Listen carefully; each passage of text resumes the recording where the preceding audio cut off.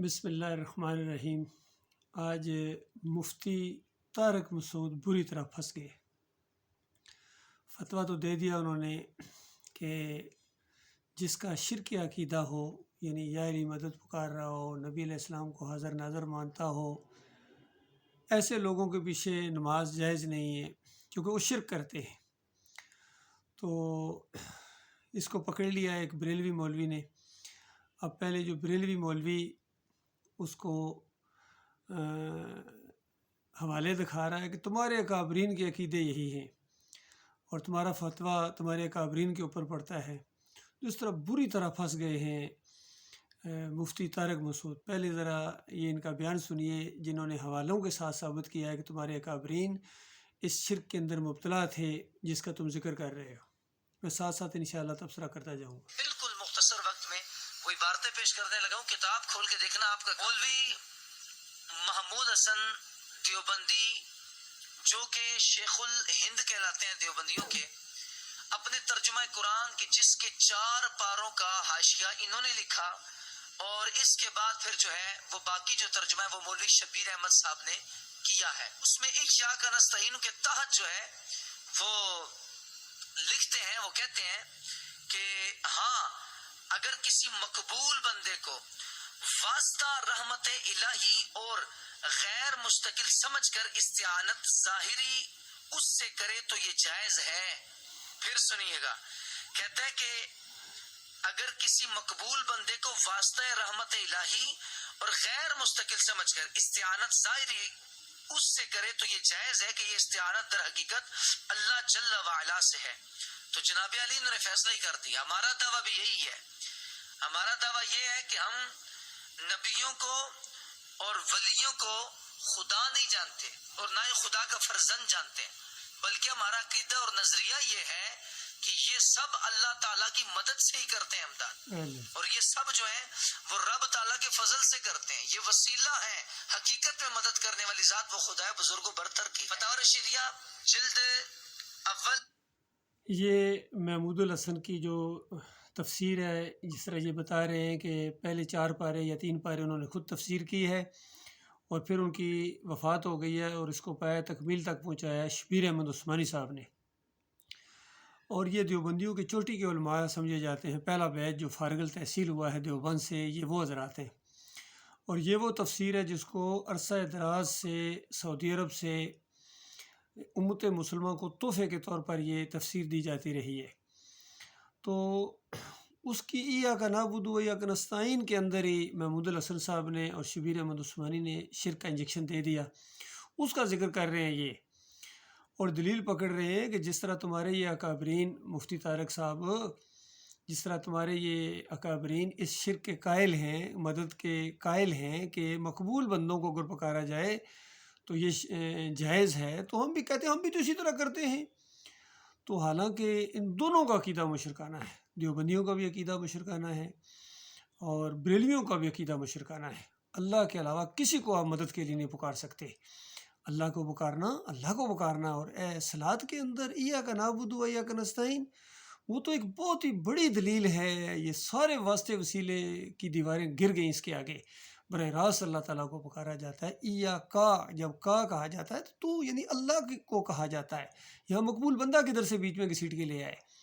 یہ بہت بڑا جرم ہے ان کا، اور ان کا یہ کہنا کہ ان کے اکابرین کے پیچھے یعنی نمازیں نہیں ہوتی، تو ظاہری بات ہے ان کے اکابرین جن کے عقیدے یہ تھے، علی انجینئر صاحب بھی سن لیں، کہتے ہیں میں تو سب کے پیچھے نمازیں پڑھتا ہوں۔ تو بتاؤ جن کے یہ عقیدے ہوں، شرک جن کا عقیدہ ہو، طارق مسعود صاحب تو کہتے ہیں کہ نماز نہیں ہوتی، حالانکہ خود پڑھتے ہیں ان کے پیچھے، اور جب نام لے کے ان کا شرک کرنے کا رد ہوتا ہے تو پھر وہ نہیں کرتے ہیں، پھر وہاں کنی کترا جاتے ہیں اور وہاں گول مول بات کر جاتے ہیں۔ حق اور باطل کو ملانے کا تو انہوں نے پورا تجربہ ہے، یہ اسی طرح یہ انہوں نے سندیں حاصل کی ہیں کہ حق اور باطل کو ملائیں گے آپس سے۔ اب ذرا آگے رشید احمد گوئی کو سنیے اور پھر آگے اشرف علی تھانوی کو سنیے، سارے اسی کشتی کے مسافر ہیں۔ کتاب الخطر والاباحہ صفحہ نمبر 64 پر سوال کا جواب دیتے ہوئے لکھتے ہیں، سوال یہ ہوتا ہے اشعار اس مضمون کے پڑھنے کہ یا رسول کبریا فریاد ہے، یا محمد مصطفیٰ فریاد ہے، مدد کر بہر خدا حضرت محمد مصطفیٰ میری تم سے ہر گھڑی فریاد ہے، یہ کیسے ہیں؟ یہ سوال ہوتا ہے فتاوی رشیدیہ میں. تو اس کا جواب دیتے ہوئے وہ لکھتے ہیں، کہتے ہیں کہ ایسے الفاظ پڑھنے محبت میں اور خلوت میں بئی خیال کہ حق تعالیٰ آپ کی ذات کو مطلع فرما دیوے یا محض محبت سے بلا کسی خیال کے یہ جائز ہے. جی ہاں، انہوں نے تو ایسے اشعار پڑھنے کو جائز کہہ دیا ہے. اب جو فتویٰ لگاتے ہیں وہ پھر اپنی خیر منائیں اور پھر بات اس پہ ختم نہیں ہو جاتی. دیکھیں اصل میں ان کو بلیک میل کر رہے ہیں کہ اپنی خیر منائیں. وہ خیر کیا منائیں؟ تو اپنی خیر منا. وہ تو گئے اب ان کو نہیں نکال سکتے. ان کے لیے میں مثال دیتا ہوں، جس طرح اونٹ کنویں میں گرنے لگے تو اس وقت ان کی دم پکڑنا یہ عقل مندی نہیں ہے. آپ ساتھ جائیں گے، آپ نہیں بچا سکتے اس کو. تو لہٰذا جو شرک کے اوپر مر گئے ہیں، وہ گنگوئی ہوں، اشرف علی تھانوی ہوں، شبیر احمد عثمانی ہوں، محمود الحسن ہوں، جو بھی گئے، قاسم نانوتوی ہوں. لسٹ بڑی لمبی ہے. ابھی 2-3 کا آپ حوالہ دے رہے ہیں اور ظاہری بات ہے اس کلپ کے اندر اتنے سب کا حوالے نہیں دیے جا سکتے، لیکن شرک پر یہ مر گئے ہیں. اب قیامت تک کے لیے کوئی تلافی کا موقع نہیں ہے. اور اللہ کی کتاب کہتی ہے انہو من یشرک باللہ فقد حرم اللہ علیہ الجنہ ومأوہ النار وما للظالمین من انصار. جس نے شرک کیا اور موت آ گئی، توبہ نہیں کی اس کے اوپر اللہ تعالیٰ نے جنت کو حرام قرار دے دیا ہے. ایسوں کا ٹھکانہ جہنم کی آگ ہے جس کے اندر ہمیشہ رہیں گے. تو بتائیے، یہ ان کے پیچھے نماز پڑھنے کا معاملہ تو خیر سوال ہی پیدا نہیں ہوتا. یہ تو مقتدی بننے کے لائق نہیں ہیں. اب کیا کیا جائے؟ یہ اپنے مرزا صاحب، جہلمی صاحب، آپ تو نمازیں پڑھتے ہیں ان کے پیچھے. اور طارق مسعود کہتے ہیں کہ ایسوں کے پیچھے نماز پڑھنا جائز نہیں. خود پڑھتے ہیں، خود دیوبندیوں کے پیچھے بھی پڑھتے ہیں. اندازہ لگائیے یہ حال ہے ان کا. آگے سنیے. بھی بات سنیں، آپ بالکل فتاوی رشیدیہ کی 3 جلد کے صفحہ نمبر 5 پر دیکھیں تو آپ کو یہ سوال بھی ملے گا اور اس کا جواب ملے گا. مولوی رشید احمد گنگوئی صاحب سے کسی نے سوال کیا اور سوال کرنے والا پوچھتا ہے کہ حضرت ان اشعار کے بارے میں کیا خیال ہے؟ اور وہ اشعار کیا ہے؟ کہتے ہیں یا رسول اللہ انظر حالنا، یا حبیب اللہ اسمع قالنا، اننی فی بحری ہم مغرق خذ یدی ساحل لنا اشکالنا. مطلب کیا ہوا کہ یا رسول اللہ انظر حالنا، یا رسول اللہ ہمارے حال پہ نظر فرمائیے. یا حبیب اللہ اسمع قالنا، یا رسول اللہ صلی اللہ علیہ وسلم ہماری عرض سنیے. اننی فی بحری ہم مغرق خذ یدی ساحل لنا اشکالنا، یا رسول اللہ میرا ہاتھ پکڑیے اور مجھے میری مشکل کشائی فرمائیے، میری مدد کیجیے. تو حضرات محترم، یہ سوال ہوتا ہے. اور پھر اگلا ساتھ کہتے ہیں قصیدہ بردہ شریف کے شعر کے بارے میں، بردہ شریف کی فارغ، اکرم الخلق اس کو طاہر القادری بہت پڑھتے ہیں. بردہ شریف سوا کا عند حلول الحادث الامامی. تو اس کا جواب دیتے ہوئے جو مولوی رشید احمد گنگوئی صاحب نے لکھا، اس کا جواب دیتے ہوئے وہ کہتے ہیں ایسے کلمات نظم میں ہو یا نثر میں ہو، ان کا ورد کرنا یہ مکروہ تنزیہی ہے، کفر و فسق نہیں ہے. یہ کون کہہ رہے ہیں؟ مولوی رشید احمد گنگوئی صاحب. تو ان دونوں عبارتوں سے صاف پتہ چلتا ہے کہ حضور نبی کریم صلی اللہ تعالی علیہ وآلہ وسلم سے مدد مانگ رہے ہیں. پھر اس مدد مانگنے کو یہ کفر و شرک نہیں کہہ رہے بلکہ یہ جائز کہہ رہے ہیں. کہتے ہیں بس یہ مکروہ تنزیہی ہے، کفر و فسق نہیں ہے.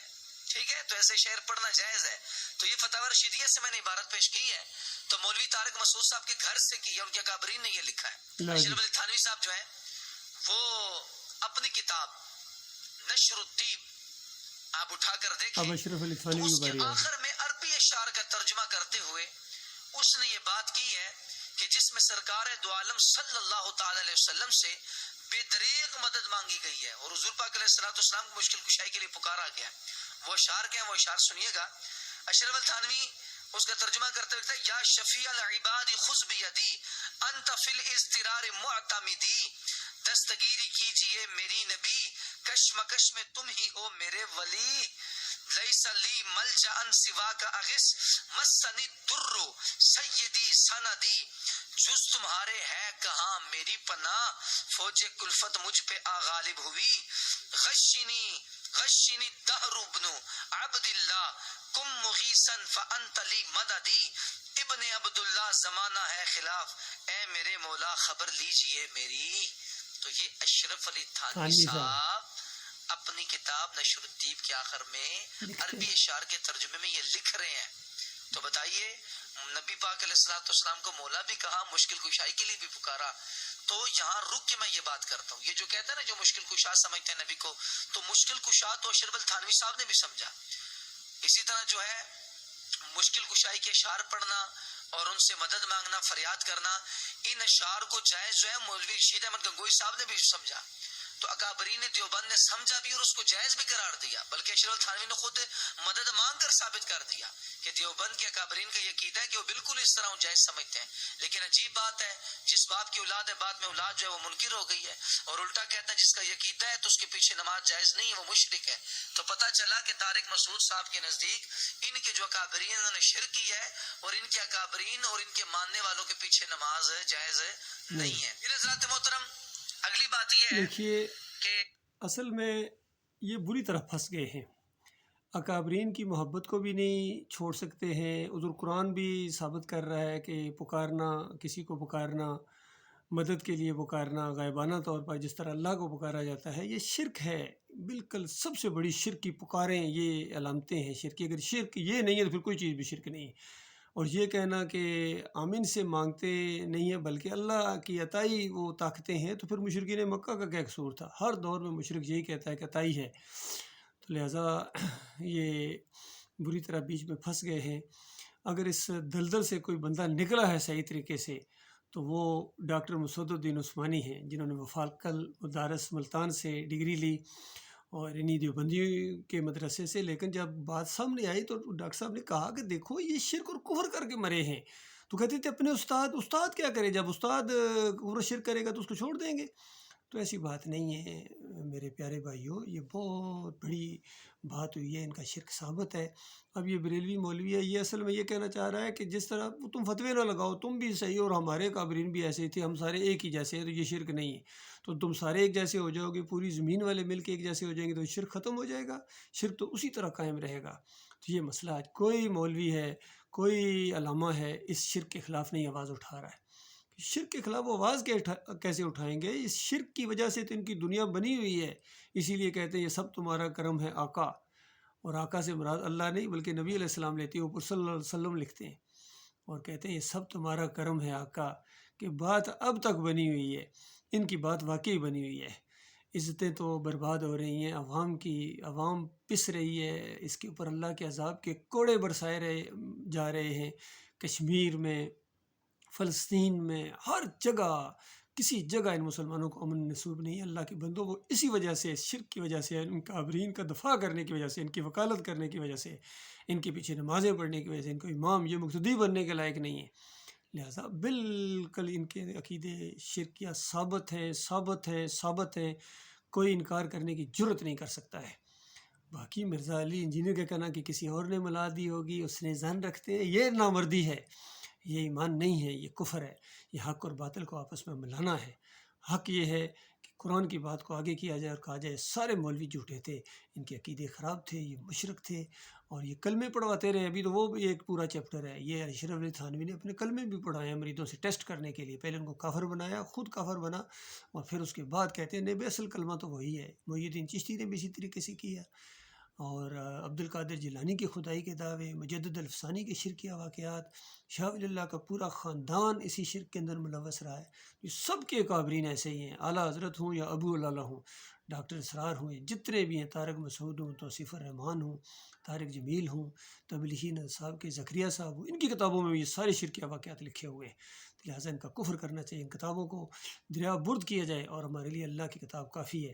اور نبی علیہ السلام کی حدیث کی کتابیں جو مختلف کتابوں کے اندر ہے، صحیح حدیث ہے، بخاری ہے، مسلم ہے، اور اس معیار کے اوپر جو حدیثیں اترتی ہیں وہ دوسری ساری ان کو مانا جائے. قرآن کی تشریح لکھ عقیدہ قرآن سے پہلے صفحے سے یہ عقیدہ شروع ہوتا ہے. اللہ کے حمد و ثنا کے بعد ایاک نعبد و ایاک نستعین یہ پڑھنے کے بعد یہ سارے یا علی مدد، یا رسول مدد، یا غوث مدد، یہ سارے مشرکانہ نعرے ہیں.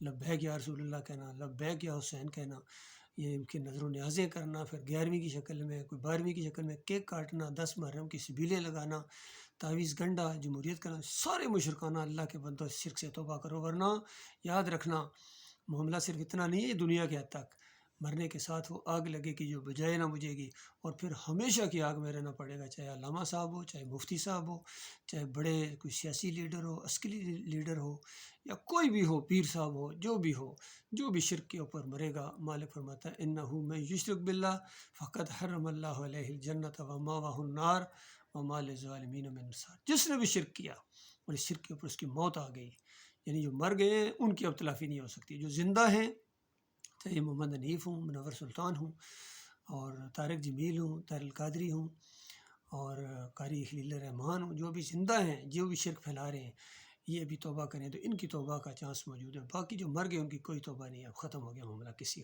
اور جو شرک کے ساتھ ہے ان کے ساتھ ہماری جنگ ہے، ان کے ساتھ ہماری دشمنی ہے، کوئی ہمارا نہیں ہے جو ہمارے مالک کا نہیں ہے۔ تو یہ جب تک یہ ایمان سامنے نہیں آئے گا کوئی خیر نہیں آ سکتی امت کے اندر، جو مرضی کر لو۔